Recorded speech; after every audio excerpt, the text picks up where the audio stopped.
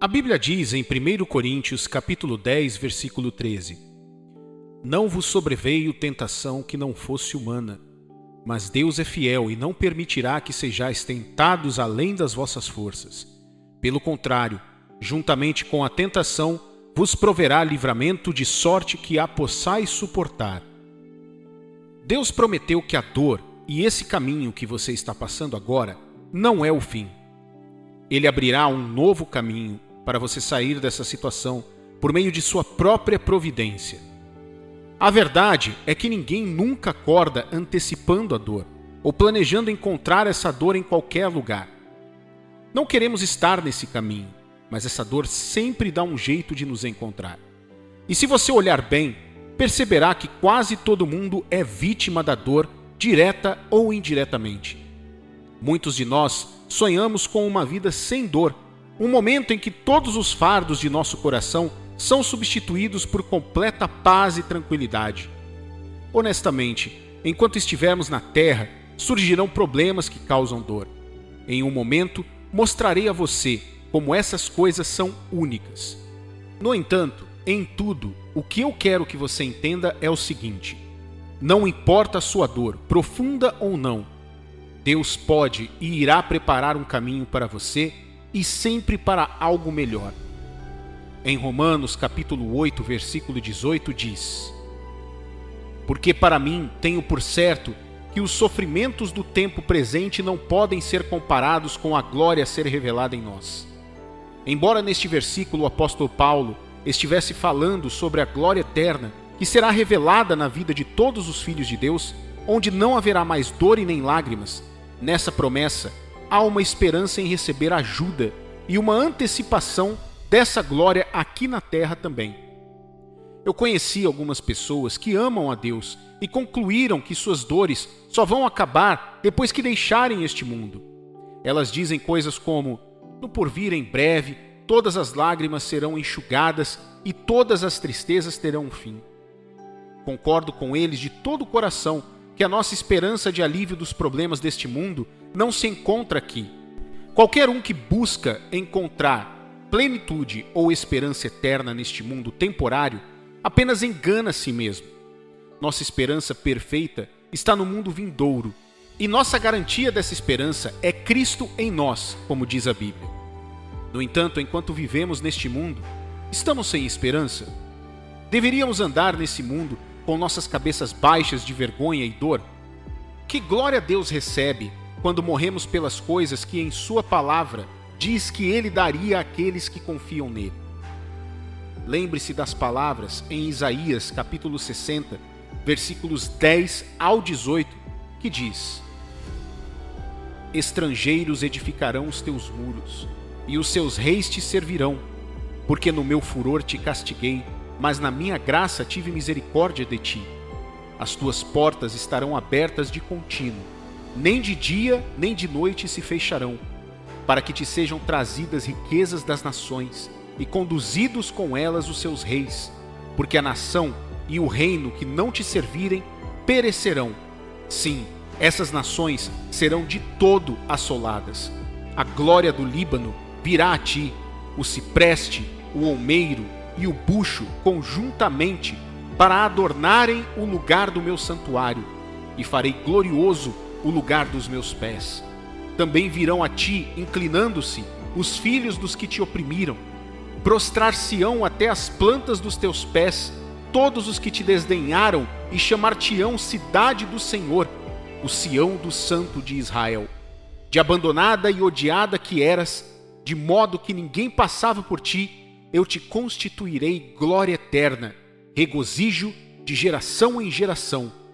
Mamarás o leite das nações, e te alimentarás ao peito dos reis. Saberás que eu sou o Senhor, o teu Salvador, o teu Redentor, o poderoso de Jacó. Por bronze trarei ouro, por ferro trarei prata, por madeira, bronze e por pedras, ferro. Farei da paz os teus inspetores e da justiça os teus exatores. Nunca mais se ouvirá de violência na tua terra, de desolação ou ruínas nos teus limites, mas aos teus muros chamarás salvação e às tuas portas louvor. Esta é apenas uma das inúmeras partes das Escrituras onde Deus prometeu a restauração e alívio das dores para o seu povo escolhido. Entenda, essas palavras são para os israelitas, mas também para todo filho de Deus que é um judeu espiritual, a semente de Abraão, por meio da fé em Jesus. Em Gálatas 3, versículo 7, diz: Sabei, pois, que os da fé é que são filhos de Abraão. Então, ao olhar para a palavra de Deus, você pode dizer: Pai, isso é o que a tua palavra diz, e creio que é verdade para mim. Eu me recuso a me contentar com menos. Eu me consolo sabendo que esta é a minha porção, não apenas quando eu chegar ao céu, mas também enquanto eu viver na terra. Algumas pessoas pensam que esse tipo de mentalidade significa passar pela vida sem desafios ou ser materialista, mas estão erradas. Veja, até mesmo Jesus, que era Deus, enfrentou desafios enquanto andava na terra. Ele foi confrontado com tempestades, fome e traição, dor pessoal e pública também. Porém, estaríamos apenas contando uma meia-verdade para dizer que foi tudo o que ele passou na vida. Jesus curou os enfermos, acalmou as tempestades, alimentou os famintos que vieram a ele, ele silenciou os demônios e calou seus acusadores com sabedoria e demonstração de poder. Assim como Daniel e os outros rapazes hebreus, eles experimentaram a dor de serem levados para o cativeiro, para uma terra onde eles foram restringidos dos serviços espirituais a que estavam acostumados em casa. Eles eram escravos e podiam ser mortos à menor provocação. Havia outros judeus lá na época, mas esses se destacaram. Por quê? Porque eles acreditaram em algo que lhes deu ousadia para defender o que acreditavam em seu Deus. Podemos ver em Daniel, capítulo 3, versículos 17 e 18, que diz: Se o nosso Deus, a quem servimos, quer livrar-nos, ele nos livrará da fornalha de fogo ardente e das tuas mãos, ó rei. Se não, fica sabendo, ó rei, que não serviremos a teus deuses, nem adoraremos a imagem de ouro que levantaste. Mesmo quando suas vidas foram ameaçadas, eles permaneceram com confiança de que Deus os livraria e lhes daria alívio. Eles permaneceram com fé, conseguiram o que acreditavam e muito mais, foram honrados na terra em que deveriam ser escravos. Pense nos outros cristãos lá na Babilônia. Talvez eles tenham cantado como muitos estão cantando hoje: um dia a libertação e o jubileu chegarão e então seremos livres. Eles estão certos, são ainda filhos de Deus e seriam salvos no dia do jubileu e no final de tudo, mas teriam perdido a oportunidade de ver Deus transformar as suas dores em testemunhos, mesmo em meio a tribulações. Esther governou como rainha onde ela deveria ser uma escrava. José governou o Egito, onde era estrangeiro, escravo e ex-prisioneiro. Davi foi feito injustamente um fugitivo em sua própria terra, mas passaria de fugitivo a rei de toda a nação de Israel. Eu poderia continuar citando vários exemplos para você, como Deus abriu um caminho para eles através de suas dores, mas acredito que essas são evidências suficientes para encorajá-lo de que Deus o está lembrando de acreditar nele para receber esse alívio. As dores são o resultado de muitas coisas: decepções, fracassos, mágoas, perdas, traumas, doenças. Você não pode descrever a dor para uma mãe que acabou de perder o seu filho, ou para uma vítima de um relacionamento abusivo, um desempregado de longa data, que não conseguiu o emprego dos seus sonhos e assim por diante. Essas pessoas conhecem a dor por meio de suas experiências. Que esperança você pode encontrar em sua dor, longe de Deus? Muito pouco. A verdadeira esperança está em saber que não importa o que foi perdido, o que você está passando, o que foi quebrado, Deus usará tudo isso para abrir uma saída para você. Sabemos que algumas coisas podem ser difíceis de colocar em palavras ou de explicar. Porém, como Sadraque, Mesaque e Abidnego, você precisa chegar ao ponto de confiar em quem Deus é e em seu amor por você para dizer: sei que perdi ou estou perdendo algo agora, mas eu creio em seus bons planos para mim.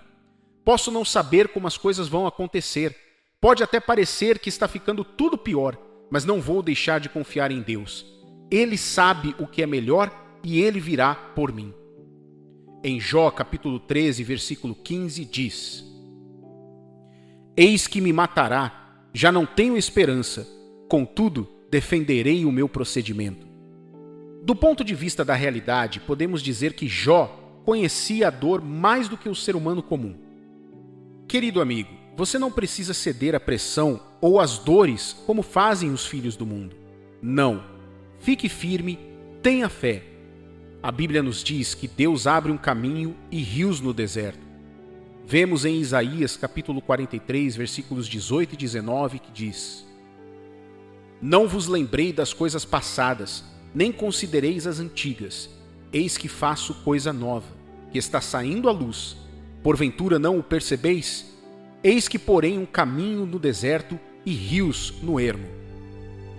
Qual é a nossa responsabilidade em cooperar com Deus para abrir esse caminho através do nosso deserto, da nossa dor e das nossas perdas? Vou deixar você com apenas uma coisa hoje, que é: tire os seus olhos das coisas passadas e fixe seus olhos na promessa de Deus para você agora e no futuro. Em nossa caminhada com Deus, ou estamos olhando para Ele, ou olhando para nossos pedaços quebrados e chorando por nossa perda. Ou estamos olhando para o que Ele prometeu, ou olhando para trás, para ver como falhamos até agora e como isso não funciona. Você não pode fazer as duas coisas. Você tem que escolher um lado.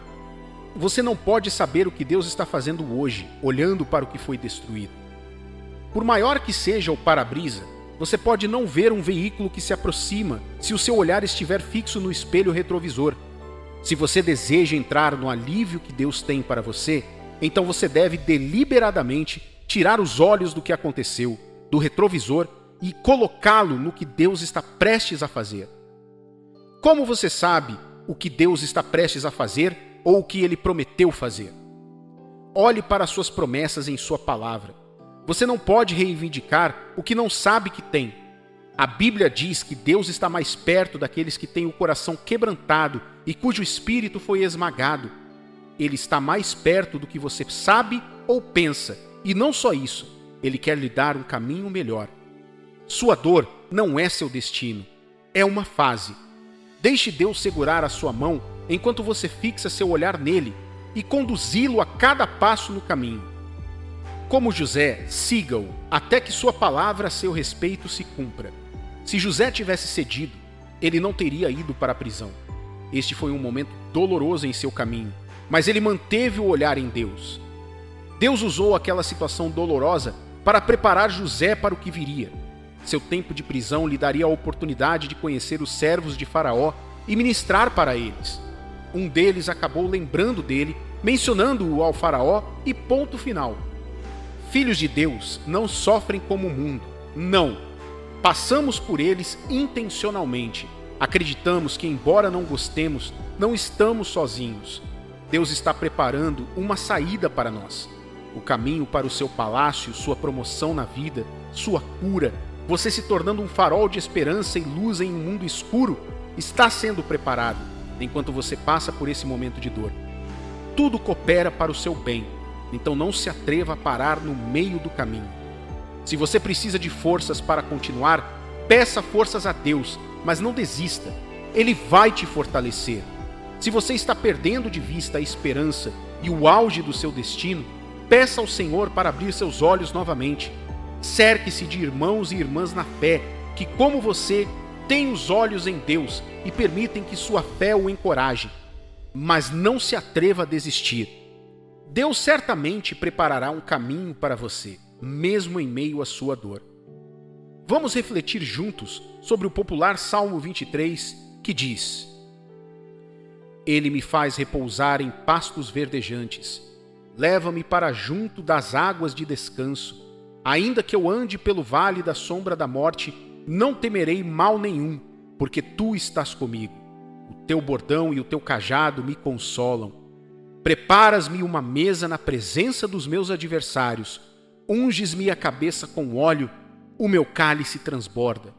Bondade e misericórdia certamente me seguirão todos os dias da minha vida, e habitarei na casa do Senhor para todo sempre.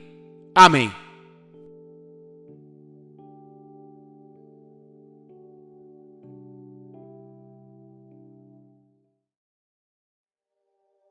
Deus quer te abençoar na vida. Dentre as muitas coisas que Deus quer fazer, Ele quer que você tenha a melhor experiência em sua passagem pela terra. Isso pode significar coisas diferentes para pessoas diferentes. O que você precisa em sua vida pode não ser o que eu preciso em minha vida. Alguém pode estar ouvindo esta mensagem agora e pedindo a Deus um milagre de um novo emprego. Ele precisa dessa bênção tão desesperadamente. Este pode não ser o seu caso. Você pode estar pedindo cura, força para continuar, sabedoria para lidar com os problemas ao seu redor, um relacionamento saudável com a pessoa certa, uma entrevista bem-sucedida e assim por diante. Todas essas coisas são boas e são bênçãos de Deus. E como grande Pai que Ele é, Deus quer que você seja chamado de o bendito do Senhor. Em outras palavras, Ele quer abençoá-lo com as coisas de que você precisa em sua vida. Livro 3 de João, capítulo 1, versículo 2, diz: Amado, acima de tudo, faço votos por tua prosperidade e saúde, assim como é próspera a tua alma. Você precisa das bênçãos de Deus em sua vida. Todos nós precisamos. Se você está pedindo algo bom para a sua vida agora de maneira genuína e crê em Deus para isso, Ele não só pode, mas também quer dar a você. Não somos nada sem a bênção de Deus. Sem ela, você pode tentar tudo o que puder. Você nunca terá a paz, a segurança e a alegria que só a bênção de Deus traz. Ouça o que a Bíblia diz em Provérbios capítulo 10, versículo 22. A bênção do Senhor enriquece, e, com ela, Ele não traz desgosto.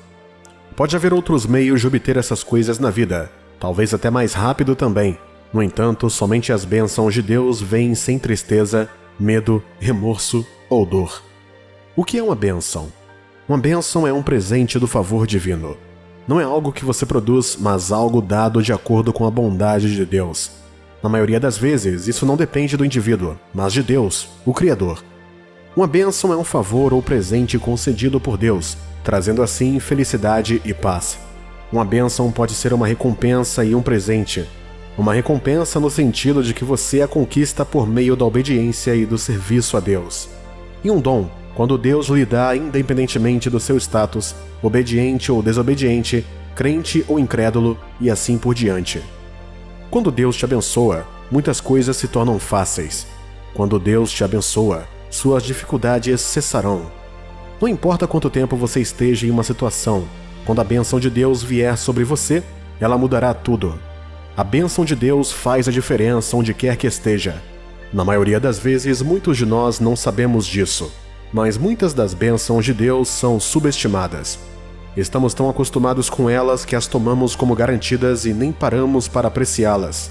Mas, se Deus abrir seus olhos um pouquinho para ver como algumas das coisas que você tem são tão grandes que muitas pessoas fariam qualquer coisa para ter, você agradeceria muito mais do que está reclamando. Eu vi, e sei que você também, que o surto de Covid e a quarentena nos ensinaram a apreciar a presença uns dos outros e o tempo que passamos juntos, especialmente em família.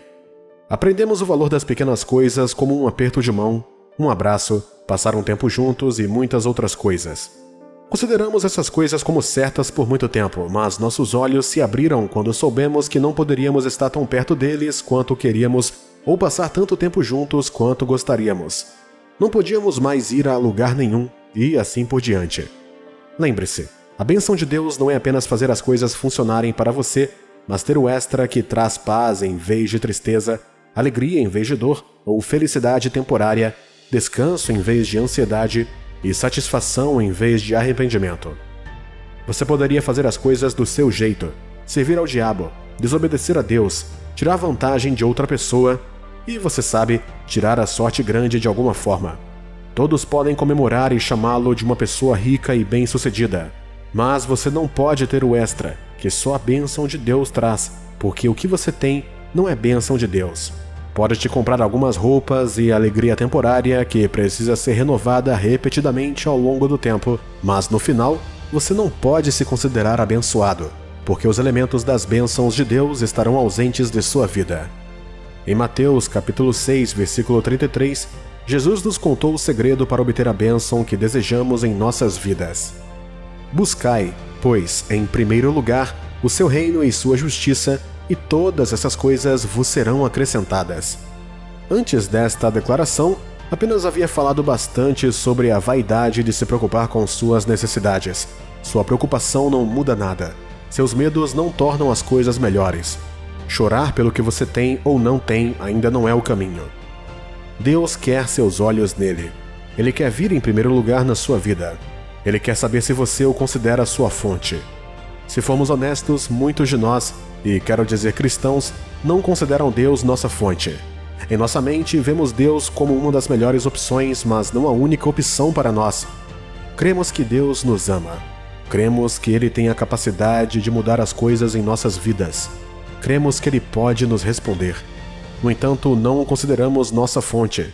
Portanto, realmente não colocamos toda a nossa esperança nele, nem procuramos cumprir seu propósito enquanto confiamos nele para suprir nossas necessidades. Veja, querido Filho de Deus, o único propósito de nossa existência é servir aos propósitos de Deus na Terra. Nunca esqueça disso. Deus não colocou você na Terra apenas para comprar um carro, morar em uma casa grande, ter filhos, obter diplomas após diplomas e morrer depois. Não, muito mais do que isso, Deus tinha um propósito, e Ele orquestrou seu nascimento de uma forma ou de outra para que você pudesse ser um instrumento dele para fazer isso acontecer. Você tem um lugar nos planos de Deus, meu amigo, e esta é a chave para a bênção. Existem 3 dimensões principais da bênção de Deus que você pode ter enquanto estiver na Terra. A primeira dimensão são as bênçãos gerais, onde até mesmo pessoas ímpias e incrédulas recebem essas dádivas.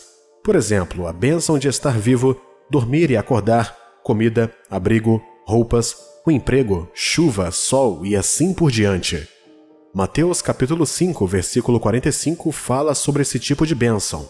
Ali, Jesus disse: para que vos torneis filhos do vosso Pai Celeste, porque Ele faz nascer o seu sol sobre maus e bons, e vir chuva sobre justos e injustos. Você não precisa necessariamente trabalhar para nenhuma dessas coisas. Você também não precisa ser bom para tê-las. Elas vêm até nós, independentemente de nosso status na sociedade, nossa origem ou valores morais. Claro, alguns podem ter mais do que outros. Estas são como algumas das provisões básicas da vida. Mas, na verdade, são bênçãos de Deus para nós, pelas quais, na maioria das vezes, não damos crédito a Ele. Em segundo lugar, há a bênção divina, que é a porção exclusiva dos filhos de Deus. Existem certas bênçãos às quais nem todos podem ter acesso, a menos que sejam membros da família de Deus. Salvação, a habitação do Espírito de Deus, libertação da opressão e escravidão satânica, esperança eterna e acesso à presença de Deus, entre outras coisas. Colossenses capítulo 1, versículo 12 diz: dando graças ao Pai, que vos fez idôneos à parte que vos cabe da herança dos santos na luz. Essas bênçãos são reservadas especialmente para os filhos de Deus e mais ninguém. Por fim, há a bênção específica que é exclusiva dos filhos de Deus em condições específicas.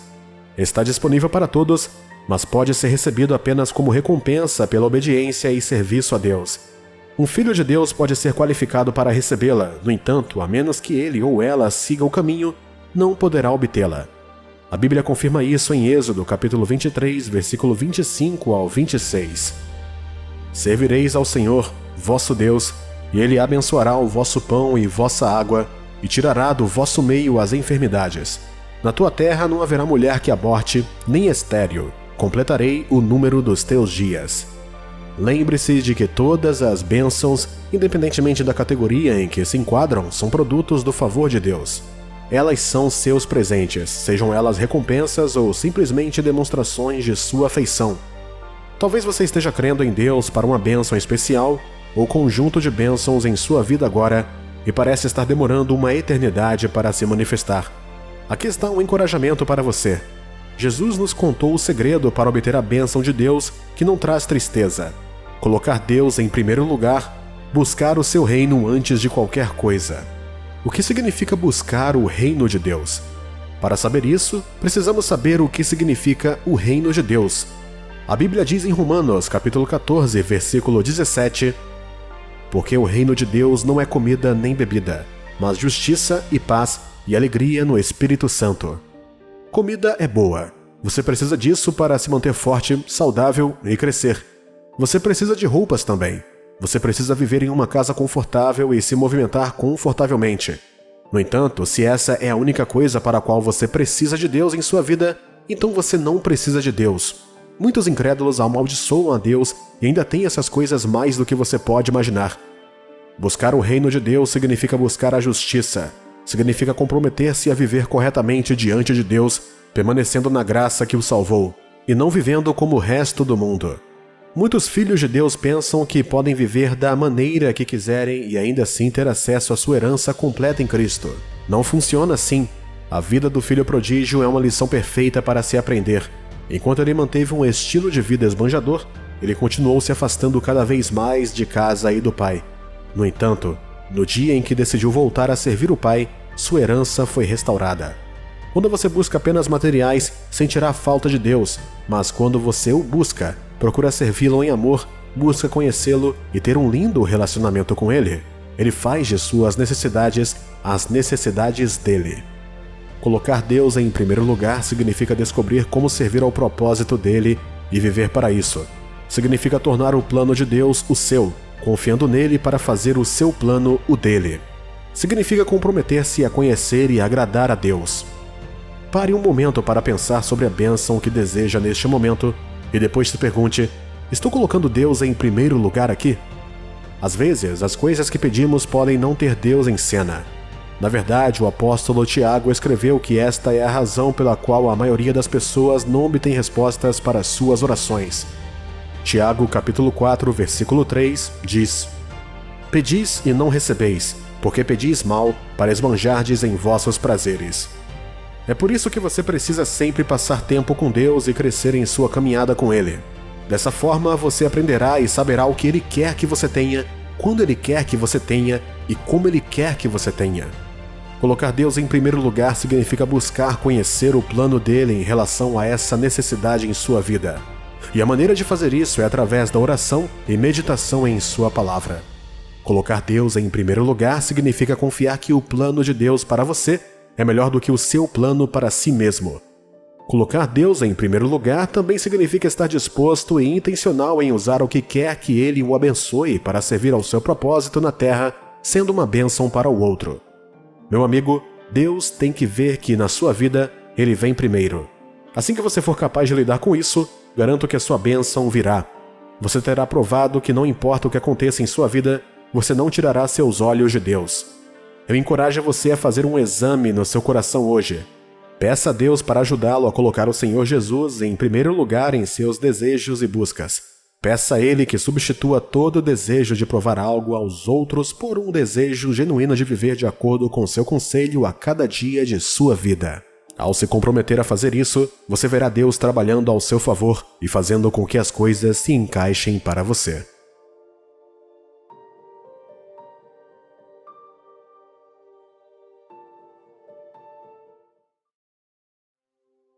Quando você deseja construir ou consertar algo, certifique-se de ter as ferramentas certas. Com o conhecimento adequado do processo e das ferramentas certas, qualquer um pode construir ou consertar qualquer coisa. No entanto, mesmo que você tenha o conhecimento, sem as ferramentas certas, você ficará prejudicado. Por quê? Porque o conhecimento de como consertá-lo, por maior que pareça, não é suficiente. Claro, você pode obter ferramentas alternativas para compensar as que não possui. Isso também é louvável, mas você sabe que não será a mesma coisa. Você não apenas provavelmente não obterá o mesmo resultado que obteria com as ferramentas certas, como sua criação ou reparo pode durar apenas um curto período de tempo. Você também sabe que Deus tem uma ferramenta para fazer as coisas acontecerem, seja no céu ou na terra. Essa ferramenta é a sua palavra. Conversando com o profeta Jeremias sobre a singularidade de sua palavra, Deus disse em Jeremias capítulo 23, versículos 28 e 29. O profeta que tem um sonho, conte-o como apenas sonho. Mas aquele em quem está a minha palavra, fale a minha palavra com verdade. Que tenha palha com o trigo, diz o Senhor. Não é a minha palavra fogo, diz o Senhor. e martelo que esmiuça a penha? Deus chama a sua palavra de fogo e martelo. Lembre-se de quando Deus estava lidando com uma terra que estava vazia, coberta de água, escuridão e fora de forma. O que ele fez? Ele ficou ocupado. Ele trabalhou pouco a pouco, momento a momento, desafio a desafio, até que, como diz a Bíblia, olhou para tudo e viu que estava muito bom. Deus não pegou um martelo, uma chave de fenda, uma fita métrica, como você e eu faríamos. Em vez disso, ele usou a sua palavra. Então, onde ele queria ter árvores, ele falava e as árvores apareciam. Onde ele queria ter terra, ele falava e as terras surgiam das águas. Onde ele queria todos os tipos de animais e pássaros, insetos e tudo mais, ele simplesmente falou suas palavras. Onde quer que suas palavras fossem, elas produziam resultados. Não se esqueça disso ao me ouvir hoje. Onde quer que a palavra de Deus vá e onde quer que tenha preeminência, ela muda as coisas. Ora, porque é a ferramenta de Deus. Ele não tem um depósito no céu com escavadeiras, martelos, pregos ou quaisquer outras ferramentas semelhantes. Porém, ele tem a sua palavra, e sua palavra é suficiente. Na verdade, o próprio Deus diz que honra sua palavra acima de seu nome, significando que sua palavra precede toda autoridade.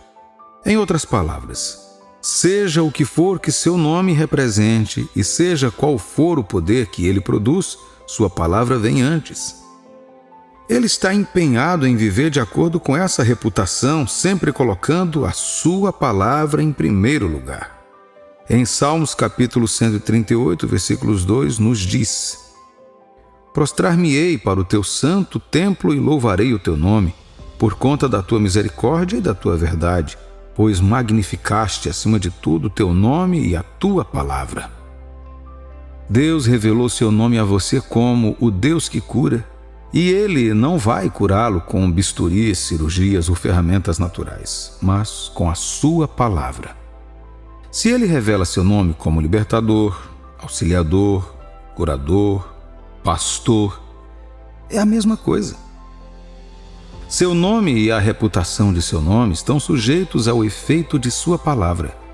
Porque para ele ser chamado assim significa que ele tem o que é preciso para fazer o que aquele nome diz. E para Deus esse poder está em sua palavra. Em Salmos 107, versículos 19 e 20 diz: Então, na sua angústia, clamaram ao Senhor, e Ele os livrou das suas tribulações. Enviou-lhes a sua palavra e os sarou, e os livrou do que lhes era mortal. Neste momento, se você chamou Deus, o Salvador, como seu nome, você está certo em exaltá-lo assim. Porém, você deve se lembrar que é verdade, porque a sua palavra provou isso. Quando ele envia a sua palavra para salvá-lo, ele é capaz de se revelar verdadeiramente como o Deus que salva. Você não pode separar a palavra de Deus, seu nome ou sua personalidade. Ele é um com seu nome e sua palavra. Uma das muitas características da palavra de Deus é que ela nunca falha. Não importa quanto tempo demore, seja uma geração ou outra, mas se cumprirá. Em Isaías capítulo 55, versículos 10 e 11 diz: Porque assim como descem a chuva e a neve dos céus e para lá não tornam, sem que primeiro reguem a terra e a fecundem e a façam brotar, para dar semente ao semeador e pão ao que come, assim será a palavra que sair da minha boca. Não voltará para mim vazia, mas fará o que me apraz, e prosperará naquilo para que a designei. Deixe isso encorajá-lo agora. Você está crendo e se apegando à palavra para que algo especial aconteça em sua vida? Não deixe de crer, porque a palavra de Deus é suficiente. Um dia um centurião romano disse a Jesus que não havia necessidade de ir à sua casa para orar por seu servo, porque ele não era digno de tê-lo em sua casa. Ele disse a Jesus que ele próprio era um homem que entendia o que significava autoridade, portanto tudo o que Jesus precisava fazer era enviar uma palavra, e tudo ficaria bem como o servo. Ouça o que Jesus disse. Em Mateus capítulo 8, versículos de 10 a 13 diz: Ouvindo isto, admirou-se Jesus e disse aos que o seguiam: Em verdade vos afirmo que nem mesmo em Israel achei fé como esta. Digo-vos que muitos virão do Oriente e do Ocidente e tomarão lugares à mesa com Abraão, Isaque e Jacó no reino dos céus. Ao passo que os filhos do reino serão lançados para fora, nas trevas, ali haverá choro e ranger de dentes. Então disse Jesus ao centurião: Vai-te, e seja feito conforme a tua fé. E naquela mesma hora, o servo foi curado. Embora a palavra de Deus seja uma força espiritual, assim como Deus, ela não se limita apenas ao reino espiritual. A palavra de Deus tem grande poder tanto no reino espiritual quanto no reino físico. E o Senhor nos deu a sua palavra através da Bíblia. A Bíblia não é apenas um livro que você lê porque quer aprender sobre Deus ou a história dos cristãos do passado. Não, é muito mais do que isso. A Bíblia é um livro de vida. É um livro cheio da própria vida, das palavras da própria boca de Deus. Da história até agora, nenhum livro sofreu ataques ou perseguições como a Bíblia. Não há livro que tenha sofrido tantas tentativas de ser reescrito, alterado ou eliminado como a Bíblia. E um dos muitos ataques de hoje é este, que é um livro cheio de erros, escrito por homens e que não deve ser levado a sério. E muita gente está caindo nessa. O Espírito Santo inspirou homens a escreverem a Bíblia. Sim, homens fracos e naturais escreveram, mas isso não muda o fato de que eles não o fizeram por sua própria vontade, mas inspirado por Deus. Em 2 Timóteo capítulo 3, versículos 14 a 17, nos diz: Tu, porém, permanece naquilo que aprendeste e de que foste inteirado, sabendo de quem o aprendeste e que, desde a infância, sabes as sagradas letras que podem tornar-se sábio para a salvação pela fé em Cristo Jesus. Toda a Escritura é inspirada por Deus e útil para o ensino, para a repreensão, para a correção, para a educação na justiça, a fim de que o homem de Deus seja feito e perfeitamente habilitado por toda boa obra. Desprezar a Bíblia é desprezar o próprio Deus, porque Ele é o autor da Bíblia. É o seu livro dado a nós. Deixe o mundo inteiro desprezá-lo, mas você não. Se o fizer, você nega a si mesmo o poder de mudar a sua vida para melhor. Dentro da Bíblia estão os instrumentos de Deus para quebrar seus maus hábitos, mudar atitudes negativas para positivas e quebrar julgos. Você sabia que a sabedoria nas páginas da Bíblia é para ajudá-lo a entender melhor a Deus e para crer em sua fé? O salmista escreveu estas palavras em Salmos, capítulo 119, versículos de 9 a 11. De que maneira poderá o jovem guardar puro o seu caminho? Observando segundo a tua palavra. De todo o coração te busquei. Não me deixes fugir aos teus mandamentos. Guardo no coração as tuas palavras para não pecar contra ti. Você quer conhecer melhor a Deus? Comece a ler mais a sua Bíblia. Você quer crescer na fé? Comece a ler sua Bíblia com frequência.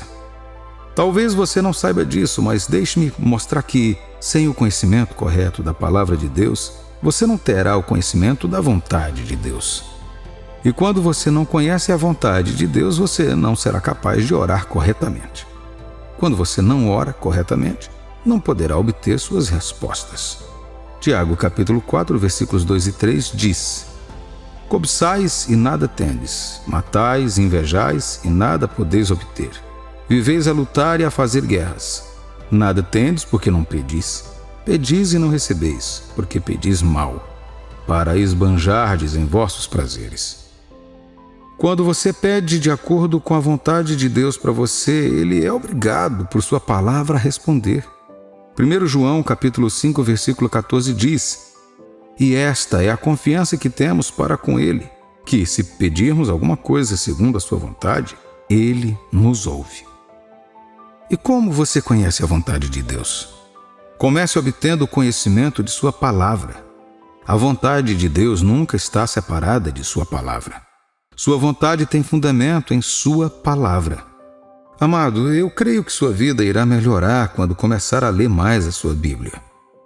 O mundo está cheio de tantas mentiras e inconsistências.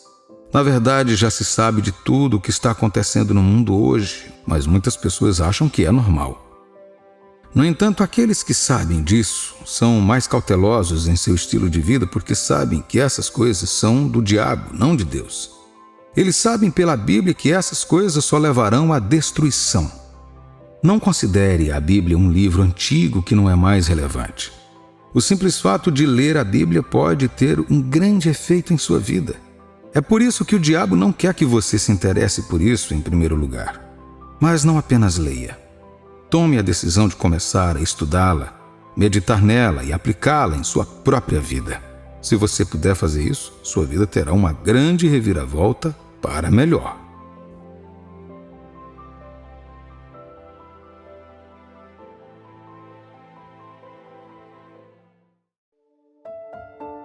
Imagine que você está em uma guerra com uma arma na mão. O que acha que vai acontecer com você se não souber como reagir aos ataques de um inimigo por não conhecer a arma dele?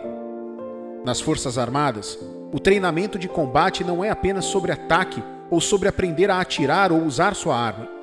Você também é treinado nos diferentes tipos de armas e ferramentas de assalto que podem ser usadas pelo inimigo e o que fazer quando ficar cara a cara com eles. Você é ensinado tanto no ataque quanto na defesa e na arte da sobrevivência por meio da camuflagem, entre muitas outras coisas. Todos esses treinamentos formam um soldado perfeito. Da mesma forma, a mente é uma arma muito poderosa. Ela se abre para um mundo de possibilidades, não apenas como imaginação, mas também como uma experiência em si. É triste que Satanás e o mundo saibam mais sobre nossas mentes do que muitos filhos de Deus, e então ele usa isso contra nós. Quando a mente está desocupada, desprotegida ou sem orientação, Satanás pode atacá-la com negatividade, e quando o negativo não é tratado, ele se torna uma arma nas mãos do inimigo do cristão.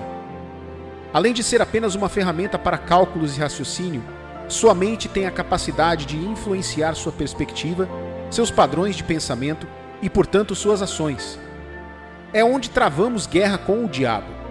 Se Satanás assume com sucesso o controle da mente de uma pessoa, ele comanda com sucesso suas ações. Desse modo, você deve se certificar de que está sempre em guarda e trabalhando ativamente para assumir o controle dos territórios em sua mente, onde o diabo deseja assumir. Você pode ter experimentado uma situação em que no seu mais íntimo desejou algo, mas ficou pensando totalmente diferente e acabou seguindo a direção dos seus pensamentos. Aqui está a razão por trás da maioria das lutas na vida de muitos filhos de Deus. Eles amam a Deus de todo o coração, sem dúvida. Eles amam as coisas do reino de Deus e querem fazer o que é certo para Ele, sem dúvida também. Porém, suas mentes criaram um padrão que suas vidas seguem, ao invés do que seus corações realmente desejam. O apóstolo Paulo escreveria algo a esse respeito em Romanos capítulo 7, versículos 21 ao 24. Então, ao querer fazer o bem, encontro a lei de que o mal reside em mim. Porque no tocante ao homem interior, tenho prazer na lei de Deus, mas vejo nos meus membros outra lei, que, guerreando contra a lei da minha mente, me faz prisioneiro da lei do pecado que está nos meus membros. Desventurado homem que sou, quem me livrará do corpo desta morte? Embora mais tarde ele compartilhasse conosco a glória da libertação e liberdade encontradas em Jesus Cristo, ele fez questão de nos deixar saber que esse desafio é real. Seu coração pode estar bem com Deus e você ainda pode estar lutando contra pensamentos negativos em sua mente. Isso ocorre porque há uma grande diferença entre o seu coração, seu homem espírito, e sua mente. Antes da salvação, nosso homem espírito está separado de Deus por causa da natureza do pecado que herdamos de Adão. A Bíblia chama esse estado de morte. Você não é um pecador porque pecou sozinho, mas porque nasceu assim.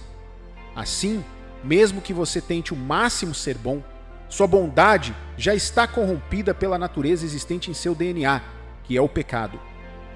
Romanos capítulo 5, versículo 12 diz: Portanto, assim como por um só homem entrou o pecado no mundo, e pelo pecado a morte, assim também a morte passou a todos os homens, porque todos pecaram. Assim como um porco, em que suas maiores características são o apego à lama e às águas barrentas, e se sente naturalmente confortável na lama, não porque gosta de se sujar, mas porque essa é a sua natureza. Você não pode tirar isso dele. Você não pode domar isso. Você pode até criá-lo em um grande palácio, enfeitar tudo, educá-lo o máximo que puder, porém mais cedo ou mais tarde ele cederá à sua natureza. Efésios capítulo 2, versículo 12. Naquele tempo, estáveis sem Cristo, separados da comunidade de Israel e estranhos às alianças da promessa, não tendo esperança e sem Deus no mundo. Um bom pecador ainda é um pecador e será condenado à eternidade sem Deus no inferno se não receber Jesus Cristo em seu coração. A introdução de Cristo em seu coração trouxe a vida de Deus para dentro de você, te convertendo de um pecador morto de coração a um santo conhecido por Deus e vivo para a piedade por meio da fé em Jesus Cristo. Este é o maior milagre de todos os tempos, que embora nada físico tenha mudado, toda a sua identidade espiritual foi transformada no momento em que você se voltou para Jesus e dedicou sua vida a segui-lo com fé. Nesse instante, Deus limpou o seu passado e lhe deu espiritualmente um novo DNA. Isso explica por que você fica incomodado e infeliz com as coisas ímpias que você estava confortável em fazer, porque agora você está vivo e há luz em seu coração. Porém, por mais bela que seja essa experiência de salvação, seu efeito instantâneo só ocorreu em seu coração e não em sua cabeça, ou seja, sua mente. Embora Satanás tenha perdido o controle sobre seu coração e sua vida, sua mente continuará a seguir o mesmo padrão com o qual foi programada durante toda a vida. Sua mente não tem necessariamente um lado, meu amigo. É como um veículo que vai para onde é dirigido principalmente por quem o dirige. Lembre-se de que seus pensamentos operam através de sua mente. Portanto, você pode ser genuinamente salvo e ainda assim se pegar pensando de forma negativa e ímpia. Você pode nascer de novo genuinamente e pensar que este será o fim de todas as negatividades em sua vida. Apenas irá encontrar a dúvida e o medo em sua mente lutando contra a fé em seu coração, a luxúria e a ganância lutando contra a santidade e a integridade, e a raiva e o ódio lutando contra o amor e o perdão. Portanto, uma das maiores perguntas na mente da maioria dos cristãos é esta: como lidar com pensamentos negativos? Como posso encontrar paz em uma mente perturbada? Estou explicando tudo do zero para que você possa entender melhor. Por que tenho que lidar com pensamentos negativos? Bem, a Bíblia nos faz entender que nosso homem espírito precisa de salvação, enquanto nossa mente precisa de renovação. É o seu espírito que nasce de novo, não a sua mente. Sua mente só precisa ser renovada nas coisas do espírito, para que tanto seu espírito quanto sua mente possam estar na mesma frequência, tornando assim mais fácil para viver da maneira que Deus deseja que você viva. Romanos capítulo 12, versículo 2 diz: E não vos conformeis com este século, mas transformai-vos pela renovação da vossa mente, para que experimenteis qual seja a boa, agradável e perfeita vontade de Deus. Pensamentos negativos são aqueles que não se alinham com a palavra de Deus. Às vezes eles podem ser totalmente pecaminosos e outras vezes não. Por exemplo, um pensamento negativo não sugere apenas vingança, falta de perdão ou luxúria. Também pode questionar a sua fé sobre uma promessa específica de Deus na qual você está se firmando. Um pensamento negativo pode desencadear baixa autoestima, fazendo com que você duvide de sua própria competência por causa de falhas passadas ou por causa do sucesso de outra pessoa. A lista é longa. No entanto, lembre-se, um pensamento negativo é uma arma do diabo para roubar sua herança em Cristo e desviar seu foco de Deus. Ele exalta o que está diante de você de tal forma que você não vê mais o que Deus fez ou está fazendo em sua vida, mas o que Satanás coloca na sua frente. Portanto, se Satanás quer trazer negatividade para a sua vida, ele a traz para o campo de batalha. Se for bem-sucedido e superar suas defesas, ele entrará em sua vida. Vou recomendar o livro O Campo de Batalha da Mente, da pastora Joyce Meyer. A palavra de Deus nos diz que depois de termos sido salvos, é nossa responsabilidade lidar com esses pensamentos negativos para que possamos viver pacificamente com mentes livres de problemas sob o domínio de Cristo Jesus, nosso Senhor. 2 Coríntios, capítulo 10, versículo 3 ao 5, diz: Porque embora andando na carne, não militamos segundo a carne, porque as armas da nossa milícia não são carnais, e sim poderosas em Deus para destruir fortalezas, anulando nós sofismas e toda a altivez que se levante contra o conhecimento de Deus, e levando cativo todo pensamento à obediência de Cristo. Então, como você lida com pensamentos negativos e encontra paz durante momentos difíceis?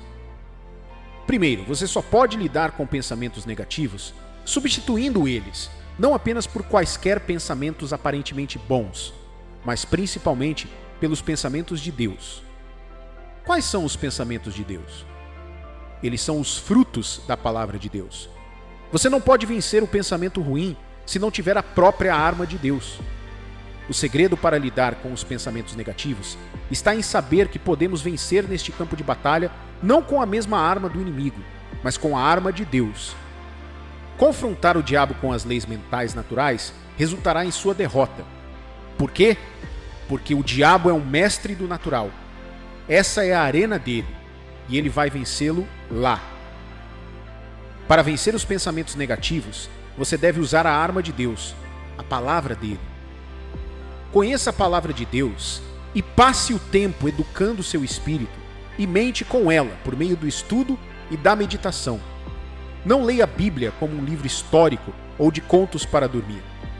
Tenha como seu manual de vida, sua arma de sobrevivência, um portal para a mente de Deus. Já foi dito que as obras de um escritor oferecem ao leitor a oportunidade de examinar sua mente. É o mesmo com Deus. A Bíblia nos dá a oportunidade não apenas de olhar para a mente de Deus, mas também entendê-la, compreender a nós mesmos em Cristo e andar no caminho que ela nos ensina. Em segundo lugar, além de estudar e meditar ou pensar na palavra de Deus, você lida com pensamentos negativos, repreendendo-os em nome de Jesus. Então, você se recusa a andar em desonestidade, não pelo fato de que não ganhará algo com isso, mas porque você viu na palavra de Deus que essa não é sua natureza como filho de Deus. Então você rejeita a ideia e ela nunca vem à tona. O mesmo funciona com qualquer outro tipo de pensamento. As Escrituras nos dizem que quando repreendemos o diabo e permanecemos firmes contra ele em oração, ele fugirá. Pratique a ação de repreender os pensamentos negativos. Você não pode substituir pensamentos negativos por positivos sem primeiro removê-los completamente. Por meio da palavra de Deus, você entende que tem capacidade e autoridade para expulsar o diabo agora. Então você se posiciona com essa autoridade em nome de Jesus e diz: eu me recuso a entreter esses pensamentos. Satanás, você é um mentiroso. Eu escolho acreditar no que Deus disse a meu respeito. A palavra de Deus é verdadeira e vida para mim. Então eu te ordeno, vá embora em nome de Jesus. Faça isso sempre que possível com fé, crendo, e você começará a ver os frutos. Por fim, crie o hábito de se cercar de canais de informações positivas, bem como de falar a palavra de Deus para si mesmo. Foi dito que as palavras são expressões poderosas de nossos pensamentos. Sua condição espiritual é o resultado tanto do que você está ouvindo, quanto do que você está dizendo. O que você fala deve estar de acordo com o que o seu coração acredita. Aqui está o que acontece com sua mente se você conectá-la com êxito à sua fé. Isaías capítulo 26, versículo 3. Tu, Senhor, conservarás em perfeita paz aquele cujo propósito é firme, porque ele confia em ti. Deixa a fé, que vem através da descoberta das promessas de Deus em sua palavra, se enraizar em sua mente através da meditação. Então deixe fluir através de suas confissões. Quanto mais você pondera sobre isso, como um bálsamo, ele começa a trabalhar em sua mente, trazendo paz e cura. Jesus disse: estas coisas vos tenho dito, para que tenhais paz em mim. No mundo passais por aflições, mas tende bom ânimo, eu venci o mundo. João capítulo 16, versículo 33. Não há paz em nenhum lugar longe de Jesus. Portanto, se você quiser, olhe para ele através de sua palavra. Se apenas uma mensagem eu conseguir passar para você com sucesso neste vídeo, então o meu trabalho aqui está feito. Quando a palavra de Deus se enraiza em seus pensamentos, ela neutraliza os efeitos, fortalecendo sua fé e ajudando você a andar na paz de Deus. Oro para que nesta caminhada você obtenha a graça de andar no poder da palavra de Deus e na autoridade do nome de Jesus, recuperando todos os territórios em sua mente invadidos por negatividades. Em nome de Jesus, amém.